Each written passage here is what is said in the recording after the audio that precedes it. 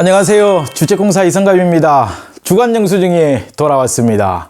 당신의 서간은 어떠한 책으로 채워졌습니까? 한 주 동안 독자의 곁으로 간 책 한 권 한 권씩 소개시켜 드리도록 하겠습니다. 첫 번째 책은요, 작가 임경선의 태도에 관하여입니다.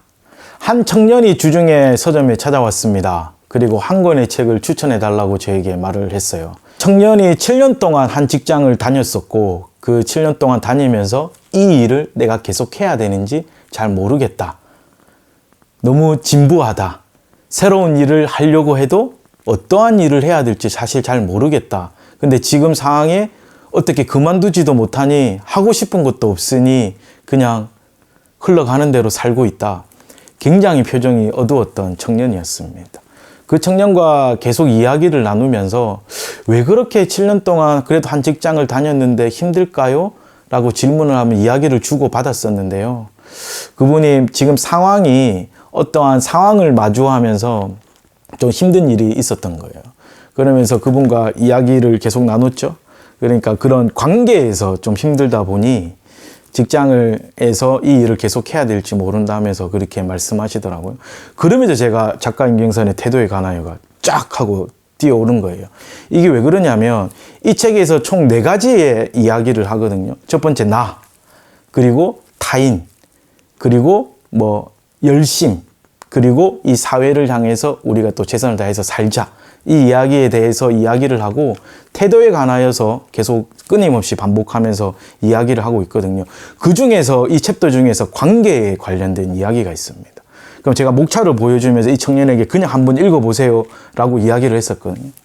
그 청년의 이걸 탁 보더만 탁 가슴에 안고 이거면 될 것 같아 하면서 눈물을 두루룩 흘리면서 이 책을 가져갔던 것들이 있습니다. 살면서 나를 조금 돌아보고 싶습니까? 타인을 향한 그 시선을 다시 한번 회복하고 싶습니까? 내가 정말 열심히 삶을 다하고 싶습니까? 이 사회에 내가 뭔가 이바지를 하면서 살고 싶습니까? 그러면 작가 임경선의 태도에 관하여를 꼭 한번 읽어보시길 권합니다.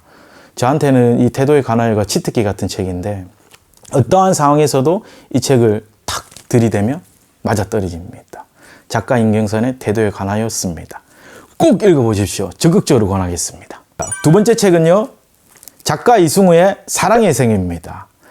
이것도 한 청년에게 제가 추천을 해줬었는데 그 청년이 제가 사랑을 좀 잘 몰라서요, 좀 사랑에 대해서 이야기하는 소설을 좀 읽고 싶습니다 라고 했을 때 제가 이 책을 탁 적극적으로 권했던 책이기도 했습니다. 이 사랑의 생애는 그 사랑 이야기가 아닙니다. 이 책은 사랑하는 사람 이야기가 아닙니다. 이 책은 사랑을 탐구하고 탐독하고 그 감정선을 바라보는 관점으로 보는 책입니다. 그래서 굉장히 흥미진진합니다. 작가는 이야기를 합니다. 사람이 사랑을 선택하는 것이 아니라 사랑이 사람을 선택한다.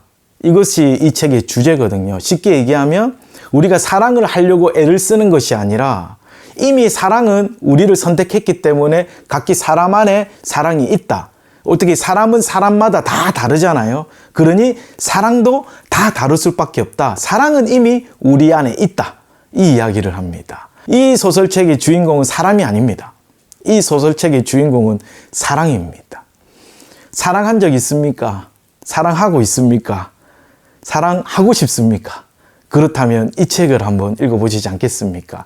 사랑이 뭔지, 사랑을 알고 싶다면 이 책을 한번 깊게 탐구하면서 읽어보시길 권합니다. 사랑 이야기의 끝판대장입니다. 작가 이승우의 사랑의 생애입니다. 세 번째 책은요, 작가 미세르 방키행의 자연이 우리를 행복하게 할 수 있다면입니다. 자연이 우리를 행복하게 만들 수 있다면. 이 책도 제가 추천해서 청년에게 권했던 책인데요. 이 청년이 딱 처음부터 되게 명확하게 저한테 이러한 책을 읽고 싶다라고 했었는데 무엇을 얘기했었냐면, 첫 번째, 제가 뇌과학에 요즘 많이 빠져 있습니다. 그리고 저는 에세이나 소설을 잘 읽지 않습니다. 뭔가 실용도서 같은 책들을 많이 읽습니다. 제 삶에 뭔가 이롭게 한다는 것들을 찾아서 보는 편입니다. 딱 그렇게 얘기를 하는데 제가 실용도서를 안 읽거든요. 그래서 계속 고민, 뇌과학 이렇게 하다가 질문을 몇 가지를 던졌는데 한 가지 질문에 제가 하고 생각했던 게 과연 쉴 때 어떻게 쉬십니까? 뭐 할 때 좀 가장 행복하십니까? 어떠한 것들을 했을 때 좀 모든 삶을 좀 내려놓습니까? 라고 그 청년에게 질문을 했는데 저는 공원이나 이런 숲, 자연에 가서 좀 있으면 되게 좋습니다. 라고 하시더라고요. 그 이야기를 제가 딱 듣는 순간에 이 미세르 반 키엥의 책을 딱 떠올랐던 거죠. 이 책이 뭐냐면 뇌과학 책 맞습니다. 뇌과학 책인데 자연을 이야기를 합니다. 저자는 이야기를 하거든요. 인간은 진화하면서 자연과 밀접된 관계를 맺을 수밖에 없었다. 자연이 없었으면 인간은 진화하지 못했다. 자연이 있었으니 인간은 점점점 나아왔다. 그러니 인간의 몸에는 자연스레 유전자는 자연이 있다. 이것을 좀 정의하면서 한 가지씩 풀어내거든요. 뭐 숲, 바다, 뭐 강, 나무, 햇빛, 기타 등등 자연의 이야기를 하면서 우리의 삶을 이야기를 합니다. 이 책을 딱 읽고 나면 굉장한 효과가 하나가 일어나는데 긍정의 삶을 살아집니다. 왜냐하면 지나가는 나무 한 그루, 자라있는 풀 한 포기, 내리는 비, 그리고 내리쬐는 햇빛, 이것이 우리의 삶에 얼마나 이롭게 하고 얼마나 필요한지 감사할 수밖에 없는 생활을 하게 됩니다. 그래서 뭔가 부정적인 삶을 살고 계십니까? 삶이라기보다는 부정적인 생각이 많으십니까? 그리고 내가 왜 살아야 될지 모르겠습니까? 뭔가 굉장히 힘이 드십니까? 그렇다면 이 책을 한번 읽어보십시오. 근처에 있는 사소한 우리의 자연들이 우리에게 얼마나 큰 친구이자 얼마나 벗인지 그것을 깨닫게 될 것입니다. 그래서 이 책을 그 청년에게 제가 권했더니 정말 좋아하시면서 이 책을 또 구매하셨던 기억이 있네요. 미세르 반 키엥의 자연이 우리를 행복하게 할 수 있다면 이었습니다. 이 책 읽으면 정말 행복해져요. 꼭 한번 읽어보십시오. 네 번째 책은요. 작가 릴리아의 귤빛 코알라입니다. 그림책인데요. 제가 이 작가님을 정말 좋아합니다. 이 작가님의 첫 번째 책이 파랑오리거든요. 그리고 두 번째 책이 초록거북인데요. 엄마와 아빠 이야기인데 제가 이 책 읽으면서 얼마나 많이 울었는지 모릅니다. 이 그림책을 읽으면서. 특히 파랑오리 읽으면서 자리에서 얼마나 눈물이 뚝뚝뚝뚝뚝 흐르면서 제가 봤었는데 이분이 이제 세 번째 책이 최근에 나왔습니다. 이 책이 그 제목이 바로 귤빛 코알라입니다. 형제 자매 시간의 이야기를 그려놓은 책이에요.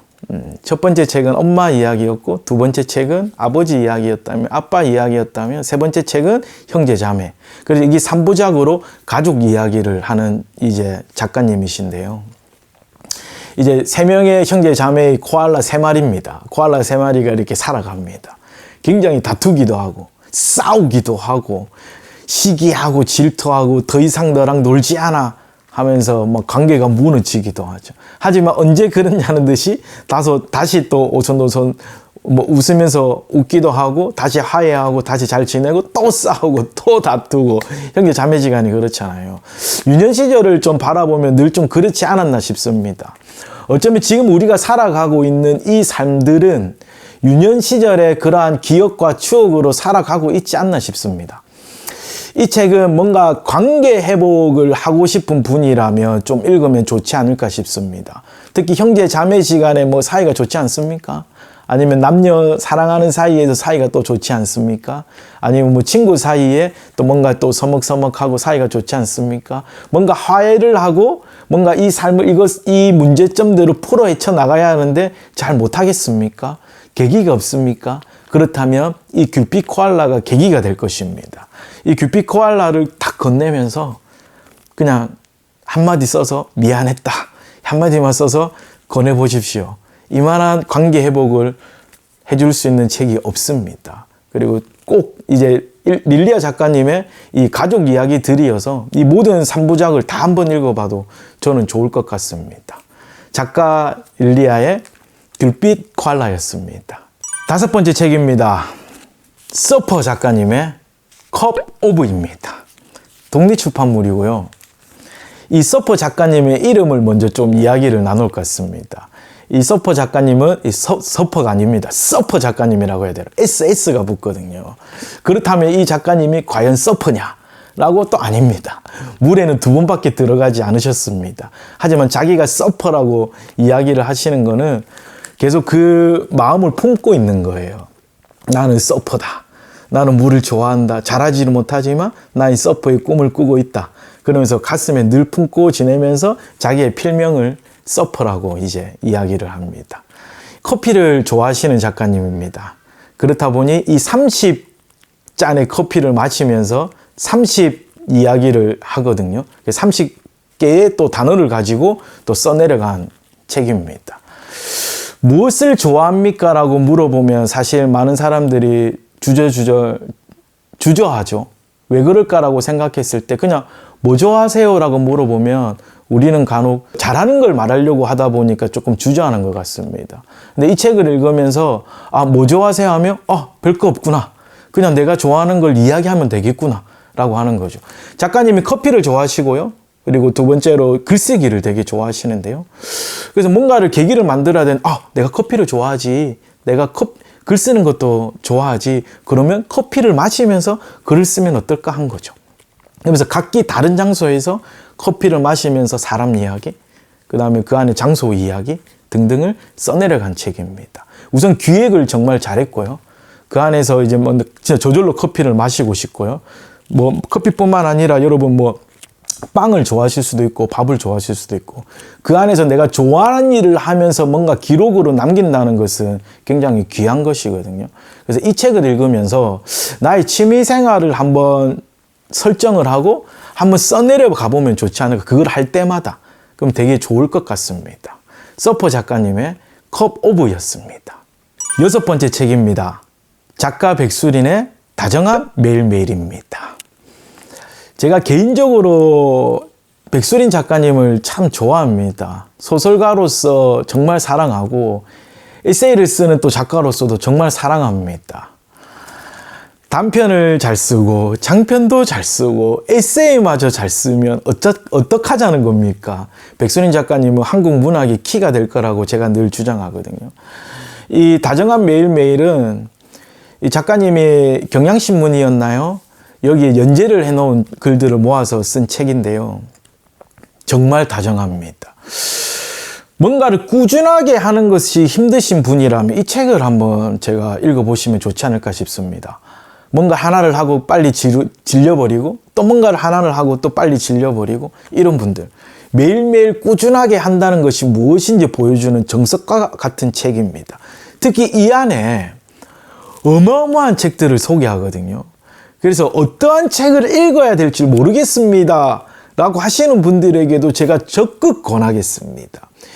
정말 다정하게 매일매일 정말 멋지게 책들을 소개하고 삶을 녹아내려갔거든요. 그래서 이 안에 정말 다양한 이야기들이 있어요. 글쓰기, 빵 이야기, 책 이야기, 이 안에 없는 게 없습니다. 그 다정한 매일매일을 좀 한번 읽어보시면 좋지 않을까 싶습니다. 이 책은 진짜 좀 독서 초보자 분들이 읽으면 좋지 않을까 더더욱 좀 생각되네요.